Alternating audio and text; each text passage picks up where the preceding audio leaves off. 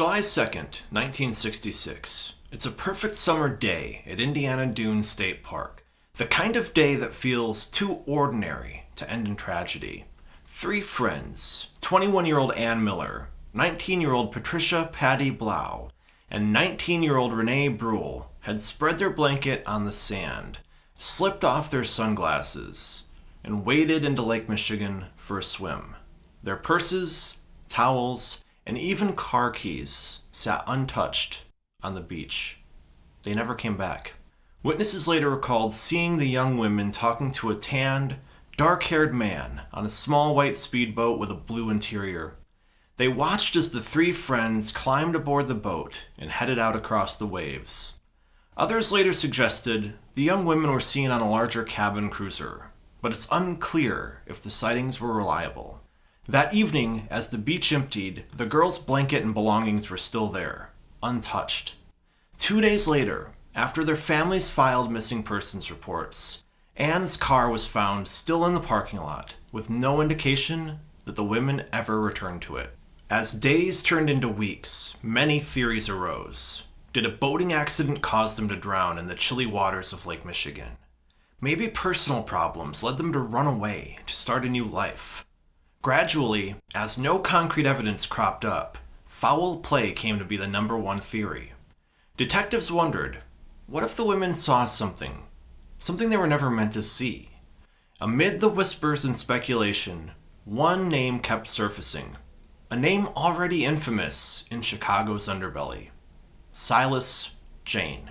Silas wasn't a gangster in the traditional sense. He didn't run casinos or bootleg liquor. His empire was built on horses. To outsiders, he appeared to be a self-made businessman. But to those who knew him, Silas was something darker. He was a man who used his charm and connections to hide a lifelong streak of cruelty. Silas Jayne's childhood in the early 1900s gives a first glimpse of the cruelty that would later come to define him. Family members were told of a time when Silas was just 6 years old. A goose on the family farm bit him. Little Silas grabbed an axe in retaliation and slaughtered the entire flock of geese, leaving his relatives horrified as he stood blood-spattered and proud of his carnage. Whether or not that story is true, it demonstrates a cruelty that would become evident later. As he grew older, that cruelty evolved into control over his horses, his riders, and eventually, anyone who crossed him. Silas never made it past 9th grade. Instead, he worked with horses and learned to live by his wits. By his late teens, he had his first serious run-in with the law. In 1924, at age 17, Silas was convicted of raping a teenage girl and sentenced to a year in prison. His own stepfather, a prominent lawyer named George Spunner, refused to shield him from punishment, hoping a stint in jail might just straighten Silas out. Family members later suggested that this was the moment that a deep hatred ignited in Silas. A hatred focused on Spunner's son, Silas's younger half-brother, George Jayne. George was just a baby at the time, but he would one day become Silas's bitter rival. After his release, Silas Jayne teamed up with his brothers in the horse business. They were rough characters. In the 1930s, the Jayne boys were nicknamed the Jesse Jayne Gang, known for brawling and for brazen schemes. During World War II, when meat was rationed, Silas made a fortune on the black market by selling horse meat as beef and even rustling cattle from local farmers. This brought him into contact with members of the Chicago outfit, also known as Al Capone's mob, forging underworld ties that Silas would leverage for the rest of his life. There's a rumor that it was one of the outfit's enforcers who first encountered the wrath of Silas in 1947. The man was attempting to get Silas to pay for protection. In response, Silas killed the man. Like the goose story, I couldn't find more information on this, but somehow, Silas seems to have been able to run his shady horse business in the Chicago area without much interference from that mob. It seems like there may have been an uneasy truce as long as he kept his interests isolated to the horse world. By the 1950s, Silas was an imposing figure, a strong, weather-beaten cowboy with cold, intense eyes. He could turn on a folksy charm in high society, but those who crossed him knew the truth. He was vicious. Lieutenant Thomas Drury of the Chicago Police called him a terror, essentially running his own little criminal empire through threats and violence. People were afraid to stand up to Silas, and as long as he was alive, as you'll soon see, many stayed silent out of fear for their lives. So how did such a villain survive? Well, Silas's business preyed on the ambitions of rich families who brought their daughters for riding lessons. He would flatter them. Their daughter was such a good rider, a natural. Eventually, he would suggest that their daughter could be a winner, if only she had a better horse. He would sell them a mediocre horse at a highly inflated price. Then he would convince the parents to insure them. Before the owners got suspicious, the animals would suffer fatal accidents. The insurance payouts kept victims quiet, and Silas walked away richer, perhaps even selling them yet another horse. And if the wealthy parents became suspicious, then Silas would start to show his true colors. Using their love of their daughter against them, he would blackmail them with their daughter's reputation. In many cases, the young girls had spent hundreds of unsupervised hours at his stable, and he wasn't above spreading rumors about them. The simple threat that their daughter could be labeled as morally loose was usually enough to deter anybody from reporting him. Sadly, not all of this was untrue. Rumors suggest that young girls actually did come to harm at his stable, through no fault of their own. Considering his first reported crime was against a teenage girl, I find this pretty believable. But unfortunately, these young girls weren't the only ones to be hurt at Silas's stables. On October 18, 1955, police made a heartbreaking discovery in a forest preserve on the city's northwest side. The bodies of 3 boys, stripped naked and dumped in a ditch. Brothers John and Anton Schuessler, 13 and 11 respectively, and their friend Robert Peterson, 14, had gone missing 2 days earlier after taking a trip downtown to see a movie. For a community used to letting kids roam free, this horrific murder changed the community forever. Parents kept their children close, afraid of a killer on the loose. Decades later, it's still remembered as one of the most haunting crimes in Chicago's history.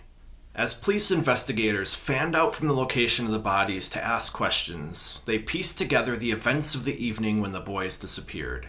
On Sunday evening, October 16, 1955, the 3 inseparable friends had set off from their northwest side neighborhood for a downtown adventure. They caught a bus into the Loop to see The African Lion at the Clark Theater, a Disney nature film. When the matinee let out around 5 o'clock, the boys lingered downtown, laughing and spending the last of their pocket change on snacks at a hamburger stand, and peering into shop windows as dusk settled over the city.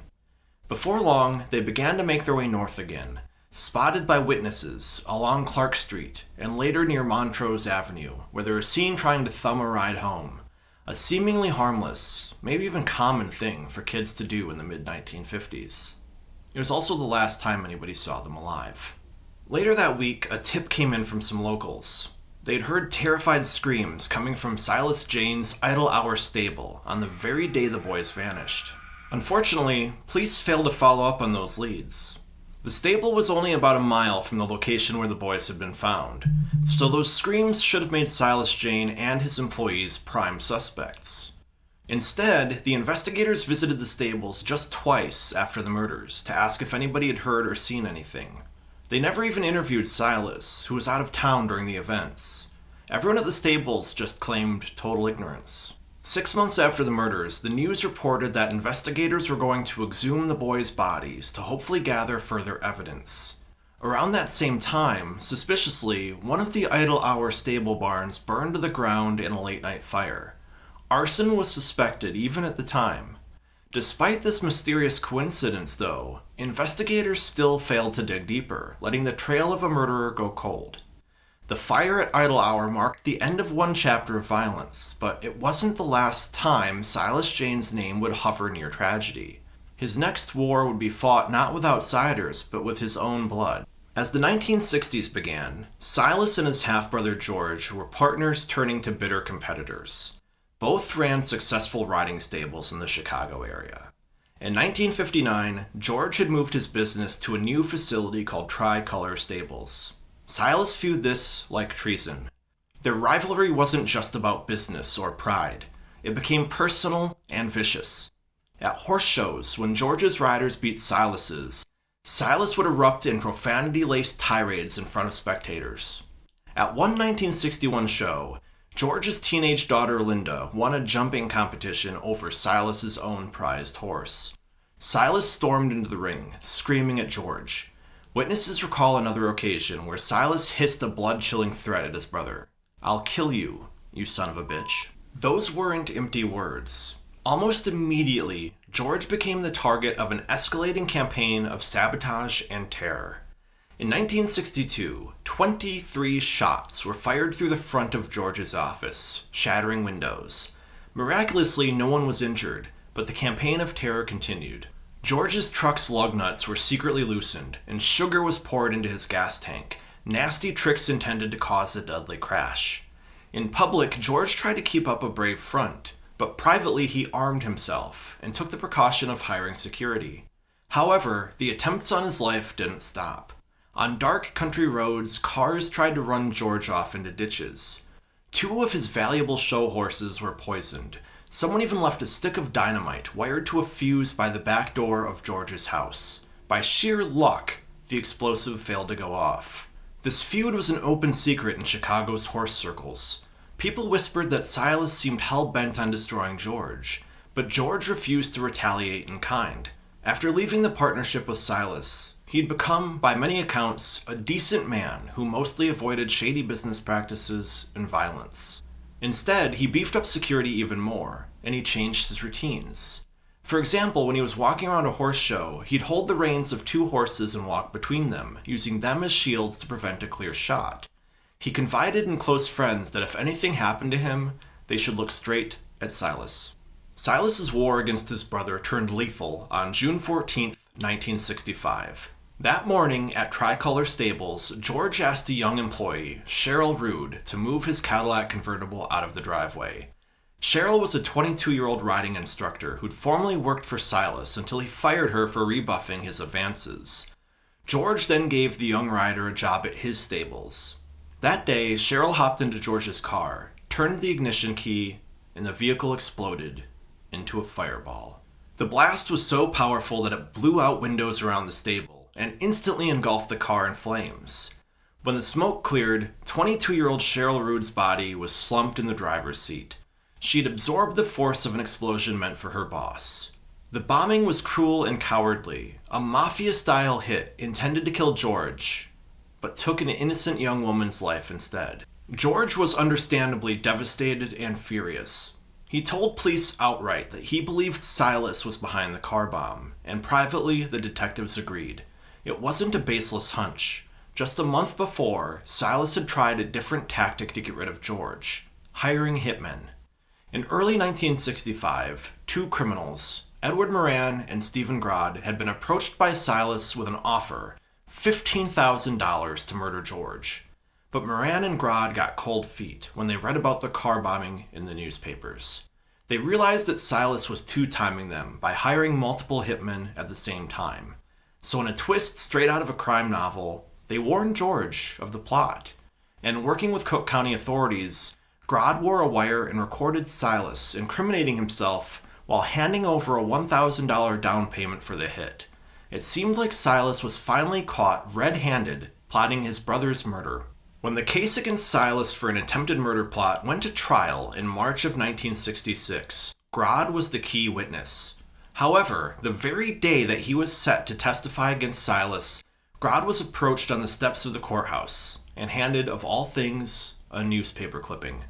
The article was about a key witness in an unrelated trial who'd been murdered before he was able to testify. When a shaken Grodd took the stand, he claimed to have forgotten everything, refusing to testify against Silas. That was it for the court case. Silas walked out of the courtroom a free man. Similarly, the car bombing case in 1965 would not be straightforward. Investigators quickly zeroed in on men in Silas's circle. Bomb-making materials were found in the home of Holidane Clemenson, who in turn implicated a buddy, Jimmy Bladio, a handman who often worked at Silas's Idle Hour stable.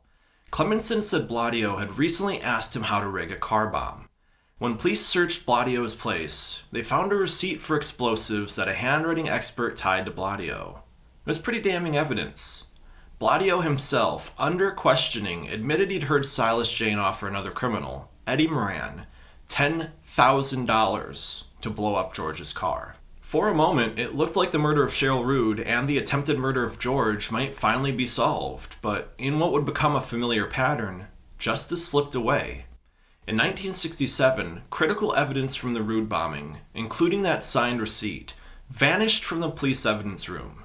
Gone. Destroyed. Without it, the case against the prime suspect, Bladio, collapsed. No charges were ever filed. Cheryl's family was left not only grieving her death, but also the system's failure to hold anyone accountable. But the violence didn't end there.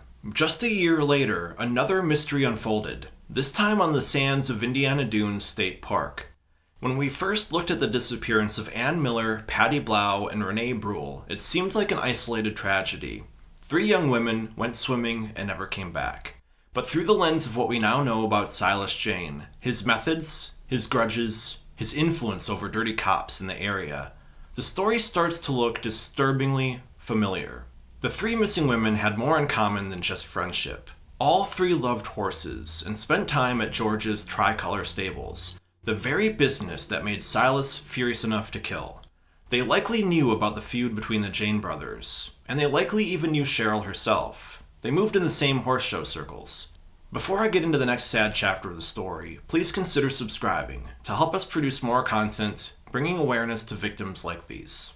In the months before their disappearance, there were troubling signs. Renee Bruhl came home with a facial injury, vaguely blaming the horse syndicate people. Patty Blau was reportedly having her own problems with the same group. And as police dug deeper into the women's lives, they found a chilling connection.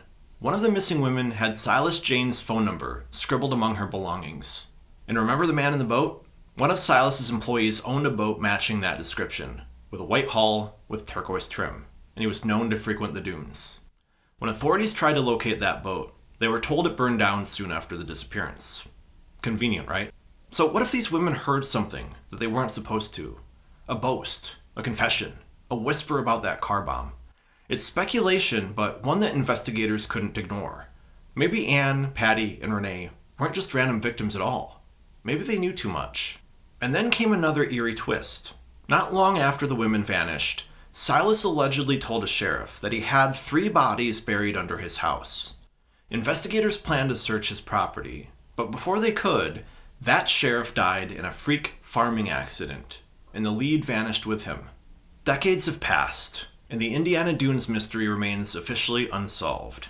No one knows for sure who the tanned, dark-haired boat operator was, or what truly happened after those 3 women sailed off on that July afternoon. Foul play seems almost certain. While other theories exist, many who have studied the case still put Silas at the center of their suspicions, the man whose shadows seemed to fall over every mystery he touched.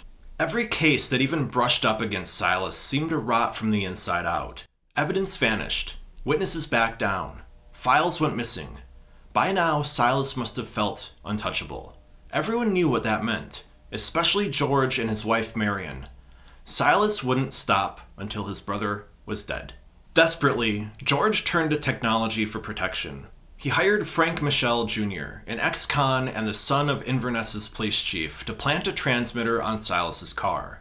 The plan was simple. If Silas came within 5 miles, George would know.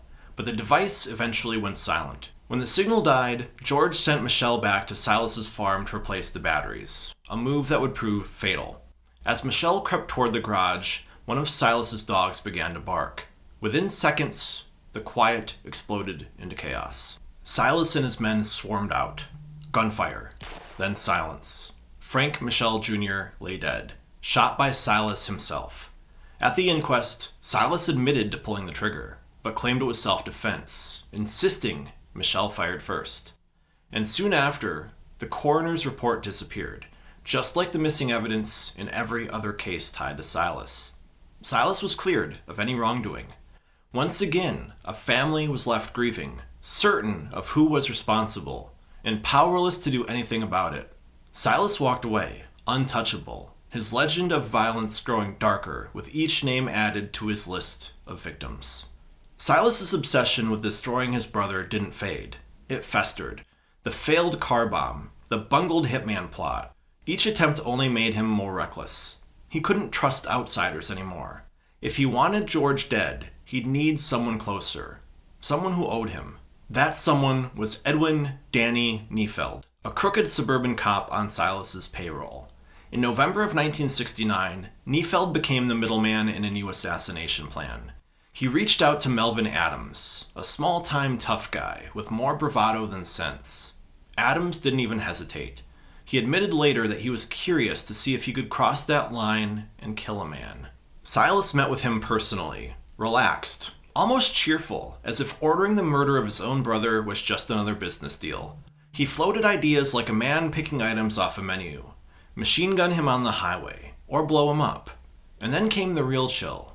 Silas told Adams to leave no witnesses, not even George's wife and kids. He promised Adams protection, money, lawyers, whatever it took to keep him free. For months, Adams stalked George, waiting for a moment when the man was alone and unguarded. On a trip to New Orleans, Adams thought he had the perfect chance, but he froze, finding he couldn't actually pull the trigger. To cover for himself, he told Silas that George was being too careful. Furious, Silas raised the bounty to $30,000 and told him to find help. So Adams recruited Julius Barnes, another drifter with a gun and no conscience. The contract finally unfolded on October 28, 1970. That night, George was at home, celebrating his son's 16th birthday with family. As George relaxed in the basement rec room, playing cards with his wife Marion and daughter Linda, the killers pulled up outside. Adams opened his car hood, pretending to be broken down alongside the road, while Barnes crept up to a basement window. Inside, George never saw the figure in the shadows. Barnes raised a rifle and fired a single bullet through the glass, straight into George's chest. Upstairs, Marion heard a muffled pop, and then the thud of her husband collapsing. George died almost instantly. The cards were still in his hand. The assassins sped off into the night, but they were seen. A neighborhood boy spotted their getaway car, a red and white Ford, and memorized part of the license plate. Within days, police traced it to Melvin Adams. When they arrested him, he was carrying $10,000 in cash, the payment for the job. In a cinematic twist, investigators discovered something remarkable. Several of those bills bore Silas Jayne's fingerprints. After years of evading punishment for his crimes, it was finally the smoking gun. To keep Silas from fleeing while they built the murder case, federal agents arrested him on a weapons charge. As a convicted felon from the 1924 rape case, Silas wasn't allowed to own firearms, yet he'd openly admitted to using one against Frank Michel. Meanwhile, George's widow Marion refused to let the case die. She personally met with Melvin Adams, alongside investigators, and offered him $25,000 to talk. Whether out of guilt, fear, or resentment towards Silas, Adams finally broke. He confessed everything: the murder plot, the payments, the names.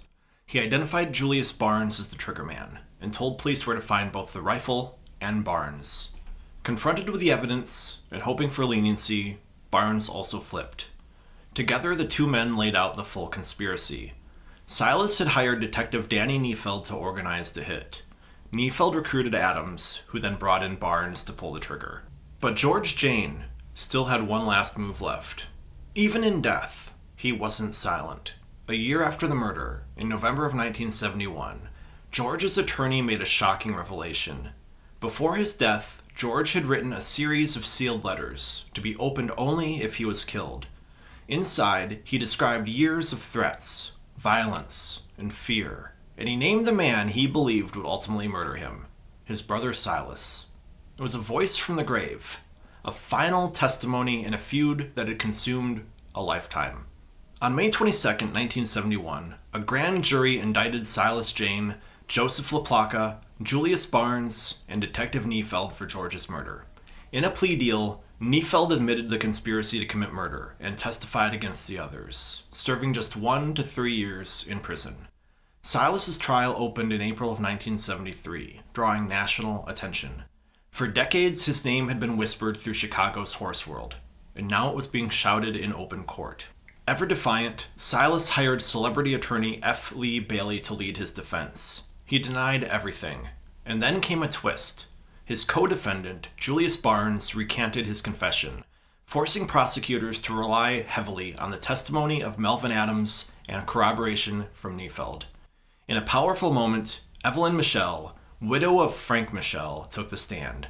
She recounted the night she dropped her husband off to change the transmitter batteries on Silas's car, proof of the terror George lived under. In the end, the jury found Julius Barnes guilty of murder. Silas Jayne and Joseph LaPlaca were convicted of conspiracy to commit murder. It wasn't a full murder conviction. Silas hadn't fired the shot, but it carried the maximum penalty under Illinois law of 6 to 20 years in prison. At last, Silas, now in his mid-60s, was behind bars. To many, the sentence felt like a slap on the wrist. By then, Silas was suspected in at least 7 deaths. The unknown mobster in 1947, Cheryl Rude in the car bombing, the 3 missing women from the Indiana Dunes, Frank Michel Jr., and his own brother George, not to mention whispers linking him to the Schuessler-Peterson boys murdered near the stables. Imprisoned for Silas was hardly punishment. Reports later revealed that he manipulated the system even from behind bars. He was allowed to keep some of his beloved horses at the prison farm and rode them, without any guards, into a nearby town to buy whiskey. His brother Frank visited, potentially taking orders from Silas even while he served his time. The prison walls couldn't contain the shadow he cast over the Chicago horse world, a shadow that would reach far beyond his sentence.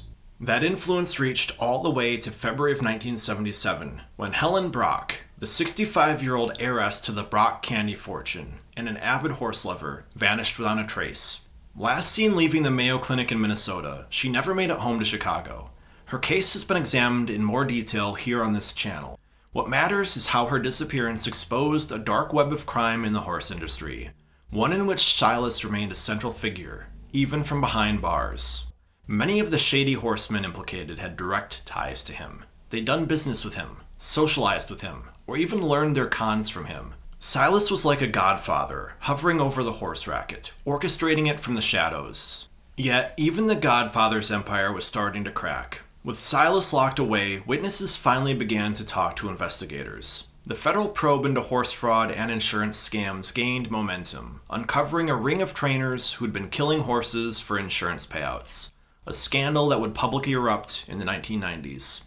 For the first time, Silas's power was slipping, and the world began to see the full depth of his corruption. Silas served only about 6 years of his sentence, returning home in 1979 in his early 70s. Even as a free man, rumors clung to him like a shadow. He faced trial in 1980 for allegedly torching a rival stable, but was acquitted, though skepticism remained. Silas died of leukemia in 1987 at age 80, taking many secrets to his grave. Silas's death may have closed the chapter on one of Chicago's most feared and elusive criminals, but it finally gave law enforcement room to act on the crimes that he'd long shielded. Decades after the murders of the Schuessler and Peterson boys, cold case detectives received a breakthrough. A witness came forward, revealing that Kenneth Hansen, a former employee of Silas Jayne, had boasted about killing the 3 boys back in 1955. Hansen allegedly lured the boys to Idlehour Stable by offering to let them ride some horses, when in reality, he had his own evil plan in mind. When the boys resisted Hansen's advances and threatened to expose him, Hansen panicked, and the 3 children were strangled. According to later court testimony, Silas flew into a rage when he discovered what his employee had done, but not out of compassion for the boys. Silas was furious that Hansen had committed the crime on the stable's property, which was a place frequented by Chicago's elite. 3 dead children connected to his stable could ruin him. At his direction, Hansen disposed of the bodies using Silas's Packard station wagon. For those younger members of our audience, a station wagon is a no longer manufactured type of vehicle that looks like this. Forensic examiners later confirmed a haunting detail. Impressions on the boys' bodies matched the floor mat of the Packards owned by Hansen and Silas, tying them definitively to the murder. The barn where the murders occurred was indeed the one that was torched suspiciously in 1956. A testament to the lengths that Silas would go to protect himself. Finally, after 40 years, justice caught up with the worst perpetrator. In 1995, Kenneth Hansen was convicted for the murders of John and Anton Schuessler and Robert Peterson and sentenced to life in prison. He remained behind bars until his death in 2007. But that wasn't the last case involving Silas to see closure. 30 years after the crime, cold case detectives re-interviewed old witnesses in the 1965 car bombing that killed Cheryl Rude. One witness, Thomas Hanna, a used car dealer and a friend of Jimmy Bladio, came forward with a secret he'd carried for decades. On the day of the bombing, Bladio had borrowed a white 1960 Buick from Hanna's lot. When he returned, he was pale, trembling, and muttering over and over, "I killed the wrong person." Rushing to the bathroom, he vomited and later confessed to Hanna that he planted the bomb intended for George Jayne, not Cheryl. Hanna, shocked and fearful, quietly sold the Buick and tried to bury the memory.